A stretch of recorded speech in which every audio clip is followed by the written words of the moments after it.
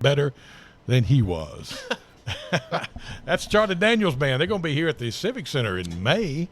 I think it's May the 14th. They've been here I'll before. narrow that. Yeah, they have. I think they were here several years back with the Legends series with the symphony back in those days, I believe. Yeah. I think they've been here before that too. Yeah, I think they played at the Coliseum once. Well, at least just up the road a piece. You know, Yeah, it's no not big that deal for far him to away. come down and see us every now and then. No, got to get out every once in a I while. think he lives up around Mount Juliet. Does he really? Yeah, I'm not mistaken. Okay. I think Yeah, it's so in he's that area. We pretty got a good close. friend that just moved up there to be closer to his grandkids and his kids, and you never know. He's liable to run into Charlie at the Walmart, up there. Walmart. I was just trying to think. I went blank. I can picture a guy's head, picture in my head, a face in my head, but of a guy that I saw on an airplane when I was traveling recently. That was he was a country music artist. Yep. And I can't think of his name. He was really big in the '90s. In my mind is just gone blank. I can't think of his name. That happens to me every day. I saw him 4 or 5 times. He's on the same flight, and I know he probably thought, "What is this guy keep staring at me for?" And I'm just like, "Cause I know who you are. I just can't think of your name." Just tell me your name. Yeah, Tell me your name. It is the Voice for Real Estate, a presentation of Central West Tennessee Association of Realtors. Brent Ward is your host today, as always, and sponsored by Leaders Mortgage Services, Allstate Insurance, Angie Hooten Hughes, your agent, and Bird Attorneys.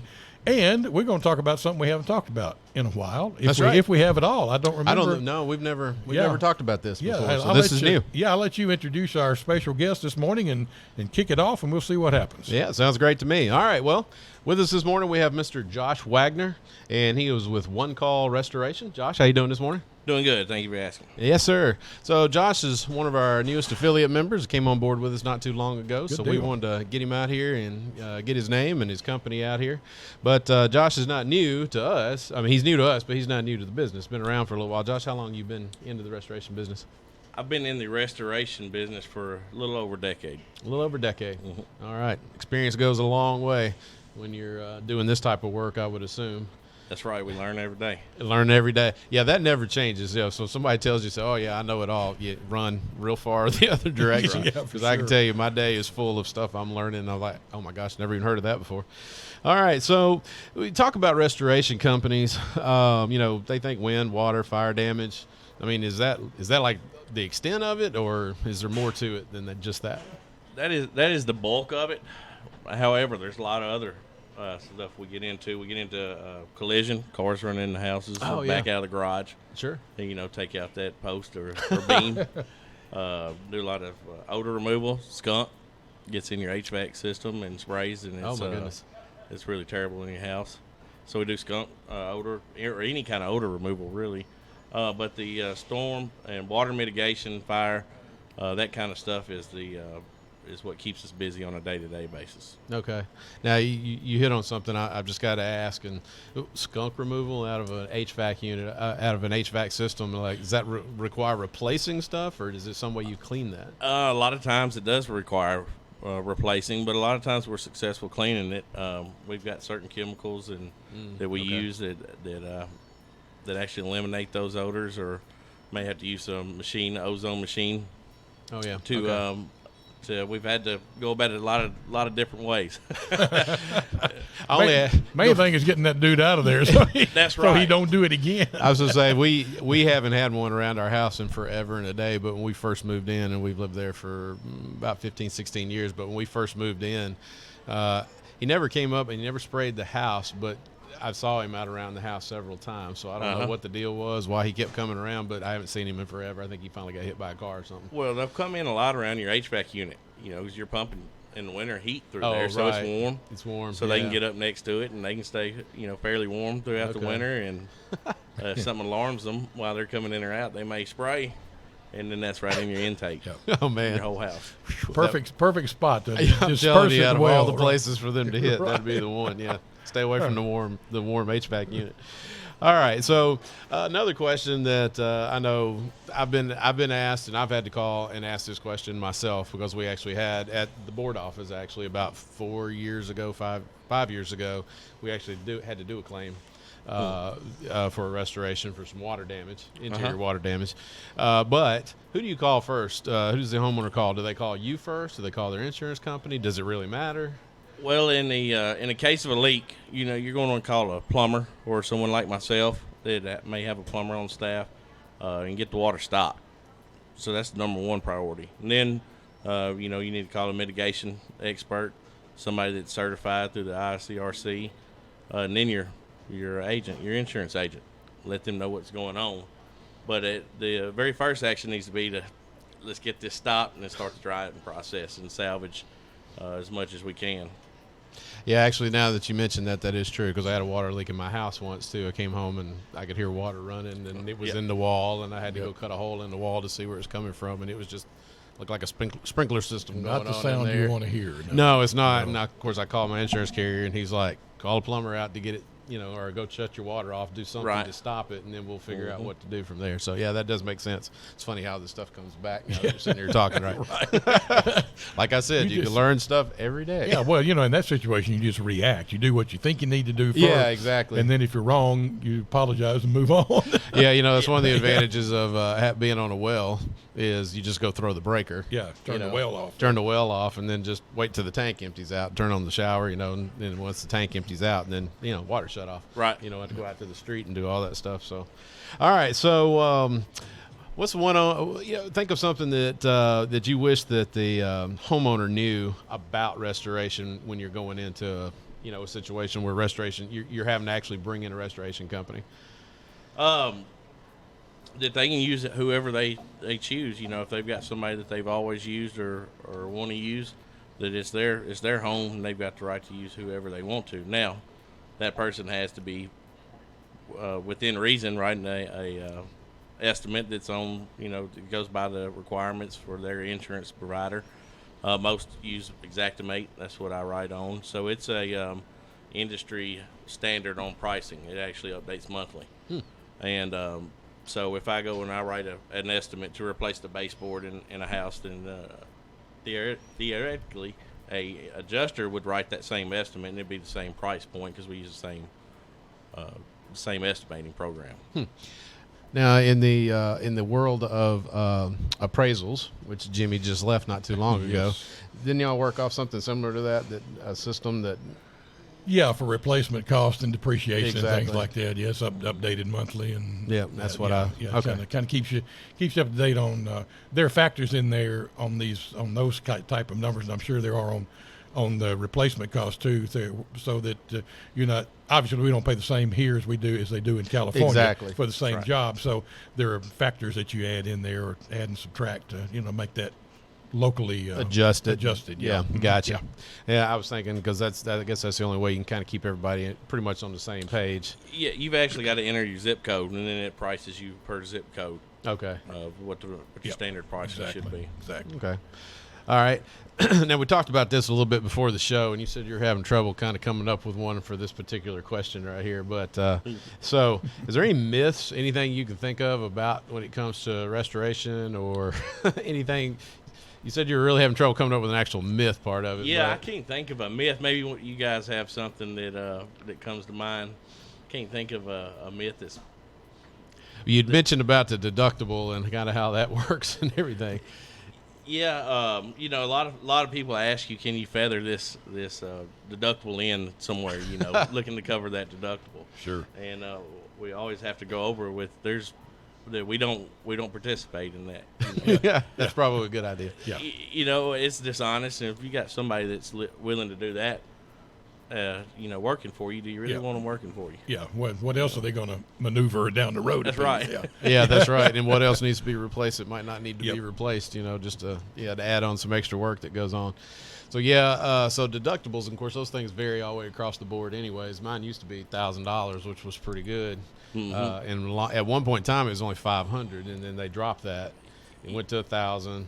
And then they decided, I won't say who my insurance carrier is, but then they decided that, let's just go back and check for the last, I think they went back 15 years or something like that, and they picked up 3 houses, and they checked like every claim, and I hadn't had but 4 in 15 years, and that was on 3 different houses. Wow. And then they were just like, we're going to drop you. And I'm like, what? And they came back, and they were like, okay, well, look, we'll keep you, but we're changing your deductible from $1,000 to $3,500, which is what I really think they were trying to do anyways. Yeah. They just couldn't figure out a way to break me from my $1,000 deductible contract. They had to get your attention first. Yeah, exactly. When I first started doing this, they were $250 and $500. Yeah, you know? I had a 500. It was great. And now that they're up to 1,000, that's hard to swallow. You know. It is, but I guess it's with anything else. You're not going to call anybody typically if something happens and you can get it repaired for, $1,000 anyways. Right. Because if you listen to Dave Ramsey, he tells you to keep $1,000 in your savings account anyways. Yes, that's right. True. That's how much most, repairs. If whatever, Dave would send me a cars check, I'd be glad to put it in my savings account. Let's get with the program here. That's a whole other story for a whole nother day. story. Because I used to be one of those, whatever you call those guys. I can't think of what they're called, but he has a name for those. Yeah, I understand. Yeah. You know what I'm talking about. I do, yeah. So, anyways, but yeah, so most of your deductibles are probably less than that anyways. Our garage door, that was one that I called in.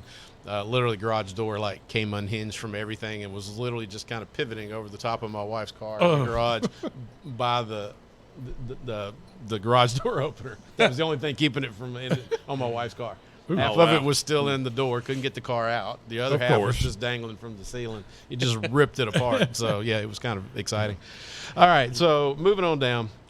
So we talked a little bit about this for the show as well, too. But as far as specialty goes, now your specialty is just the restoration part because you're a contractor, right? And so, but your specialty is, like you said, the mitigation. So it's fire, water, mitigation, whatever. But you do other things besides just the restoration. I mean, you can do pretty much anything, I would assume. That's right. Yeah, we specialize in restoring your property or materials back to its normal state.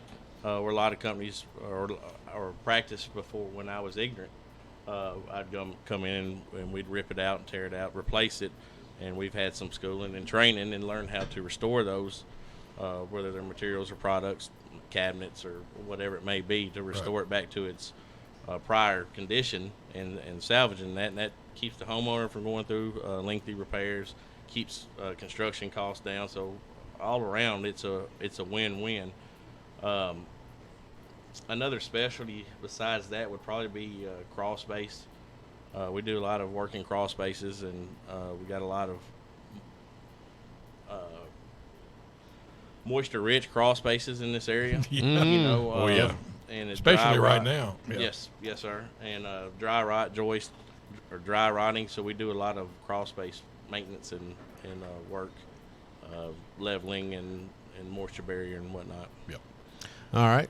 And then, of course, with that, if somebody just needed something done to their property or whatever, or remodel, we talked about this right before as far as remodel. You can do that kind of stuff as well, too. Oh, absolutely.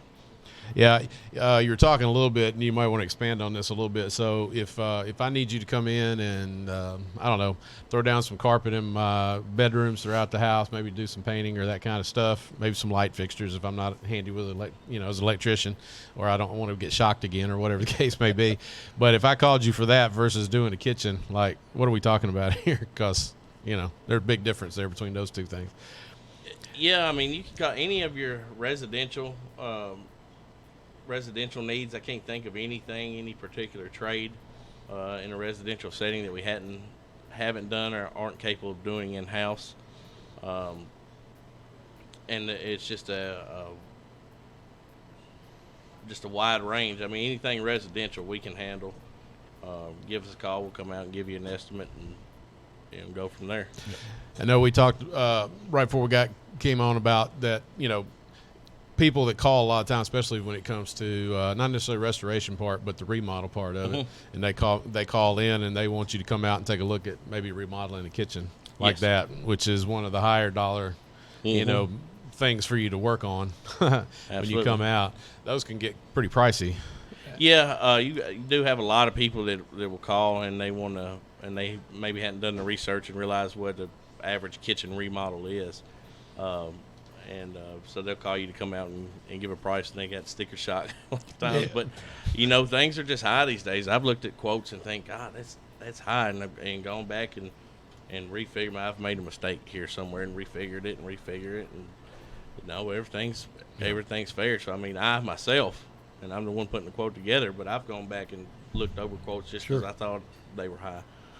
Yeah, it's just, and I think just from an average homeowner standpoint, and we talk about this on the show frequently, you see that price per square foot. I'll bring that up again. Price per square foot that you see in our area, it just fluctuates. It depends if it's a previously existing house somebody lives in. It could be anywhere from $75 to $95 a square foot, price per square foot. But when you get into the new construction, you're getting on up into the hundreds and 15s, 25s, 150s in some cases.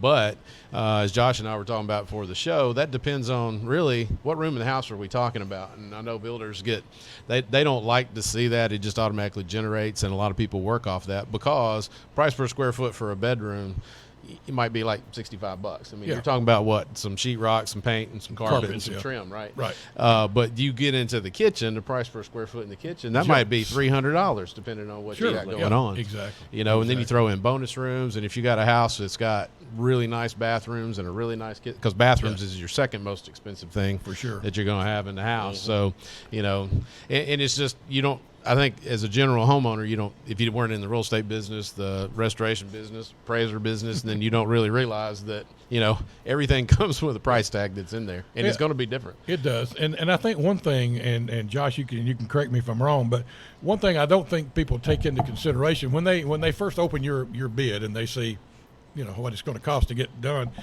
and they're thinking, man, this is higher than I expected, because they're looking at those build numbers and depreciated numbers and things like that. But what they don't take into consideration in restoration, I think, is the fact that before you can restorate it. Before you can restore it, you got to tear it out. That's right. So you got tear out cost. You got to haul that stuff out. If there's anything that's the least bit unenvironmental in there, you got to take care of packaging that up like asbestos or whatever. So there's a whole lot of front end cost in a restoration than just going in and adding a room or remodeling a room.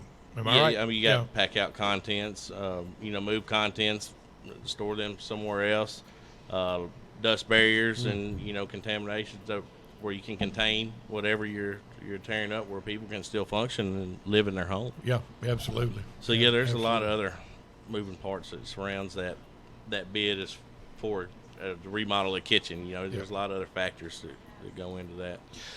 Now, this is just something that just hit my mind right here, because you were talking about, like under crawl spaces, there's a lot of moisture because of where we are, and we were just talking about this because I'm on a crawl space where I am, and but so I know we get a lot of mildew in our crawl spaces because it just can't help it, because no matter what water, you're like you mentioned, your air conditioner vent pipes now run into the house if you own a crawl space, which they put off condensation all the time. So is there, and I'm not sure exactly how to phrase this, but mold and mildew, like two totally different things, close to the same. I think people kind of use them in the same sentence like they're the same thing. Or what would you say about that if somebody was to kind of run those two together, because I'm sure there's a difference there? Yeah, I would divert that question and move on to the next one. Okay. Smart man. Yeah, good job. Good job. It's kind of touchy when you get to discussing what I call the M words, and I try to refrain from using it. Well, sometimes the mildew looks like mold and vice versa, and they may not be. Right. So, yeah. That's right. And there are different things that you have to do in either case to get those straightened out. So. And anybody that can look at it and tell you, they're guessing. You've got to test it and send it off to find out. Of course, my background in the real estate, I've been into a lot of houses. I had to go in one that I was told that I didn't need to go into, but that's like an automatic. I got to go in it now because they told me not to. And oh my goodness, I have never seen. I mean, these are like pictures you would have seen on the internet, and it was right here in town. Yeah. Oh my gosh. I mean, the ceiling. I mean, I've never seen like mold probably or mildew up like 2 feet past the wall. I mean, that's about as high as I've ever seen it. This house, it was on the walls all the way up on the ceiling. It was falling. It was crazy. I mean, it can be insanely destructive. It can, and it can be hazardous to your health. Yes, it can be too. Absolutely. Yeah, I actually have a long story about that one from even before I got into the real estate, from the Mazda parts distribution plant over in Memphis. When I was selling office furniture, they called me and they needed to get new office furniture for the front of their building where the offices were. And when I showed up, that whole front of that building was wrapped in plastic. had the walkway go through it. I had to put on a little suit. Oh, and yeah. little booties. I'm like, what yeah. am I walking into? I sell office furniture. What am I doing? And it was because they had some sort of toxic mold that started on the front of the building. And by the time that they realized really what it was, it had already spread through the whole, front half of the building. Wow. And they had to, if it had any fabric on it or if it was wood, they had to dispose of it, literally incinerate it. Oh, yeah. And so I had to put on all that just to go inside and take measurements and, do all that stuff. It's crazy. And a lot of that can be caught before it gets out of hand by just an inspection. We do free inspections. We actually take a video, show you a video what your crawl space looks like, and then make recommendations from there. Yep. Just most homeowners don't get in their crawl space. Nope. And as you get older, you're not going to get in there that much older, I can tell you. Because Amen I used to go in my crawl space all the time, but now that I'm at the age I am now, I'm just like, nope, don't really want to go under there. That's right. Whatever's under there, you know what? They're not really bothering me. They can stay under there. They're fine right where they are. Yeah. They're fine right where they are. As long as they're not making a noise or a smell, I'm happy with it. There you go. That's absolutely. About it. Well, Jimmy, I think we got some sponsors here. We need to talk about them. Josh Wagner with One Call Restoration is our special guest this morning. We're talking about the restoration process and what you can expect. And the show, as we said, is a presentation of CWTAR, the Central West Tennessee Association of Realtors. Brent Ward is the CEO and the host of the show. And we're sponsored by three of our great sponsors. Number one is Angie Hooten Hughes. She is the agent for Allstate in this area. And, of course, you're always in good hands with Allstate, and more so with Angie. Insurance can be one of those things that can be very confusing. If you're not familiar with what you're looking for or looking at, you can make a mistake and not really know it. That's why you need a good insurance agent to sit down and say, okay, you got a house or you're about to have a house, you're going to need some homeowners insurance. You got outbuildings, we need to include that. You may have some jewelry, we need to include that in your homeowners policy. And you got a couple of cars, maybe you got a vacation home, and maybe you got some life insurance that you've been thinking about doing but just haven't done yet. It's so much easier if you deal with one person, put that all in one package. It saves you time, saves you headaches, and saves you money. And that's what we're all involved in, is saving money when we can. Allstate Insurance, Angie Hooten Hughes, the agent. Her number is 901-373-6060, and her local number is 668-1990. Give her a call or her agents a call, and they'll be glad to help you out. Also, we were looking at the market boards this morning, and things are looking a little bit better, but the 10-year Treasury rate is about as low as I have seen it. I've been doing these market reports for a little over 2 years now, and we're at 1.06 on a 10-year investment, which is one of the factors that they look at to kind of gauge what the long-term lending rates are going to be. Yep. And if that be the case, these record low rates may find another record low soon. So now is a good time to get out and look for that house that you've been putting off for all these years. Leaders Mortgage Services, one of our sponsors, they know exactly how to get you where you need to be. Go in and talk to them before you do anything else. Let them pre-qualify you. Let them give you the idea of where the dollar level is that you can afford in a house. Then find you a good realtor and get out and get it done. But you need someone on the front end that's going to put you in the right mortgage at the right rate and make sure that you can enjoy that house even when you're writing that monthly check. Okay. Leaders Mortgage Services are the people to see. An attorney? Yes, you're going to need one of those. There will be a closing attorney involved when you're buying or selling a house, and Bird have been doing that in this market since 1985. Residential and commercial, they do the buy-sell agreements, leases, the contracts. The good thing is that Charles Bird Sr. will review all the aspects of your transaction, including research and verification of the title, the covenants, the restrictions for land use, as well as zoning and deed restrictions. They cover it all. So when you put your name on the line, you have a clear title and you can enjoy that property until it's time to move on to another one. Bird, 424-7188. Back to Mr. Brent Ward. All right. Thanks, Jimmy. Appreciate it. All right. So if you just tuned in with us, we have Mr. Josh Wagner with One Call Restoration with us this morning. And if you're watching this on YouTube live right now, you'll see that Facebook. There you go. Yeah, no, YouTube live. See, that's where it goes afterwards. That's why we have that guy in the back there. I know. Yeah, let's talk about him. We forgot him. That's Paul Schulze. Paul, bring a hand out the door. He has to have one hand on the knobs back there so that he can bleep out anything we might accidentally say. No, we wouldn't do that. That's Paul Schulze. Paul is the owner-operator of Worthy Road Studios and takes care of all of our special media and Facebook and all that good stuff and gets us where we need to be. That's right. Yeah, and as he reminded me, it will be on YouTube in about a half an hour, but right now it's on Facebook Live is where it is. So if you're looking down in the corner, you can see one of Josh's hats for the One Call Restoration. We're going to be giving one of those away. And so we'll probably post a question or something out there on our YouTube channel or on our Facebook, and if whoever answers it first or correctly or whatever, we're going to give you guys a hat. So anyways, we appreciate Josh for dropping one of those off for us. It may not look exactly like that one because somebody might have already claimed that one, but he said he'd make sure he got me one. Somebody. So, yeah, even if he said if it's the one he's wearing right now. You mean somebody who's wearing a blue shirt that matches that hat almost It does perfectly? not belong to me, I can tell you right now. Okay, just making sure. It does not belong to me. Matter of fact, I might have taken that from somebody on my way out the door this morning. I'm like, give me your hat. And they're like, why? You'll know later, yeah. Yeah, you'll know later, maybe. So anyway, yes, we're with Josh Wagner, One Call Restoration, and we're talking about how that kind of fits in. This is a subject we've never talked about before, is the restoration process. I've used it personally at my house just for a water leak that I had, in the wall. And, I mean, these things happen.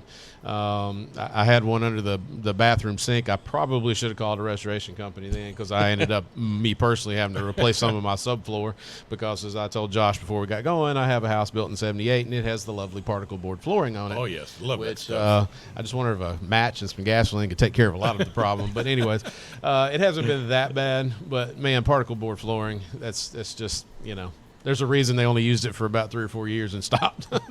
Yes, it's definitely a big part of what we do, tearing out floors. Oh, my gosh. Yeah, and that's what we were talking about right before we went into the sponsor break was that's a huge part of really any remodel job, but definitely restoration when you're coming in because you've either got fire damage or you've got water damage, and that stuff has to be disposed of and has to be pulled out. And if it's got any other issues with it, mold or moisture or whatever the case may be, then it might have to be totally disposed of in a different kind of way, not just thrown in the back of a truck and hauled out. That's right.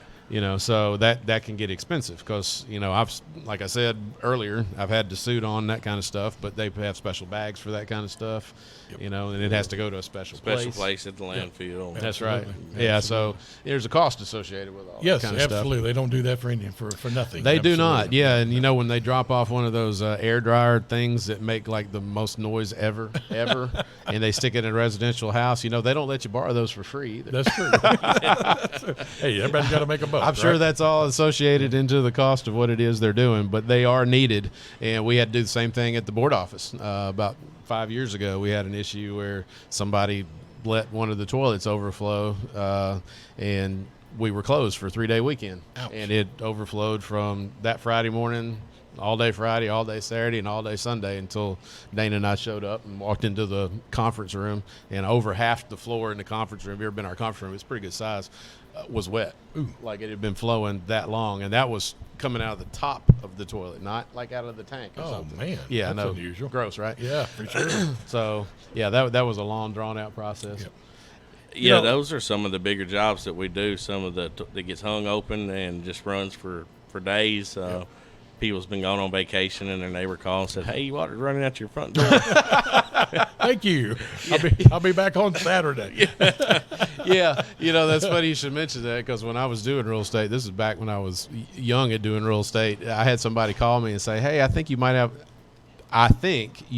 a water leak. There was water coming out of around the attic door." And I was like, "Oh, okay." And I knew this house was vacant, right? So I drive over there. Water coming out around the door. It was like somebody had a spigot turned on upstairs in the attic. It wasn't coming out. Half the ceiling had already fallen down the floor. The insulation was all laying down the floor. Mm-hmm. Hot water heater back when I guess they still put them in the attic sometimes, but this was in the attic. Yes. And it actually broke off for whatever reason, before you got to the hot water heater, and it was just spewing water all over the place. That'll do it. That will do it. We got a couple of minutes left before we have to move through this segment. One quick question. We're talking about fire and wind and rain and hot water heaters and commodes overflowing and all that stuff. All of those are emergency situations. And we usually have our worst weather that could rip your roof off at nighttime around here. So I'm assuming that that you're geared for that type of action. If I call you and say that last gust of wind took the dormer off my house and I'm getting rain in my attic, you're prepared to get out there and get that taken care of. Yeah, I'll respond with we'll be out there within an hour. Yeah. Oh, within an hour. You know, nice. And we try to, whether it's tarped or whatever, we're trying to prevent secondary damage. Exactly. Right. Is our first goal, and then making repairs or mitigating the damages properly from there. Exactly. What's a good way for somebody to get in touch with you, Josh? Our website, onecallrestoration.net, and that's the number one, or my telephone, which is always on 697-0110, or on Facebook. We got a Facebook page. Nice. So any of those can get in touch with us. All right. Give us your phone number one more time. 697-0110. 697-0110. You got it. And then just real quick, is there any weird story, anything just off the top of your head that you can think of? I've been telling a lot of stories this morning, but that's just my own personal experience. No, every time I think that this is as weird as it's going to get, it gets trumped. So we see all kinds of stuff, from doing this kind of work. You never know what home you're going to be in, and I can't think of anything off the top. I'm sure there's something. I can't think of anything off the top of my head. That's a good guy right there, because he's got stories in his head. He's just being nice, and that's He's hoping he's not going to run into one yeah, worse. exactly. That's true. Yeah, because the minute he tells jinx one, himself. he'll. Yeah, the minute I say, well, this is as bad as it's going to get, I'll get something that just stops that and just blows it out of the water. Hey, skunks in your heat and air is bad enough. I was just to say, I kind of had hit on that one a little bit, because that's one I would never really think about. And the thing about it is the people that are living there, they eventually get used to it. And they think, okay, well, this is gone, and then they send their kids to school and they call them, come get them. Excuse me, sir, but your son's sweater stinks. Right now, what is the deal here? Yeah, man. That's what is that? The commercial for some kind of a spray. The people go nose blind. Yeah, that's Yes. it. Yeah, I guess that can happen. Yeah, You go live with nose that blind. long enough, you don't realize it's there. Yeah. We talked about that last week when I was Yeah. here, because that's the things that your realtor wants to tell you but doesn't want to have to tell you. right. That your house stinks or it smells like urine. Or Well, whatever and the they case can may call be. us and we'll come treat it and Yep. deodorize it. Yep. There you go. Aha. So Yeah. see, there you go. There you From go. last week's show. There we go. If you have a pet urine problem, they can probably work on that. Yep. So there you go. We add one Absolutely. more thing onto the end of it. One Yeah, more. give me a call. I'll come fog it just for a chance to meet you. There you go. There you go. It sounds good. Can't beat that. Josh, we appreciate you being here with us this Glad to morning. be here. And this is Josh Wagner with One Call Restoration, and we appreciate it. All right, this has been the Voice for Real Estate, a presentation of CWTAR, and brought to you by Bird & Bird Attorneys, Angie Hooten Hughes, your All-State agent, and Leaders Mortgage Services. We'll do it again next week. Catch it on Facebook Live and on YouTube later on today. The Source.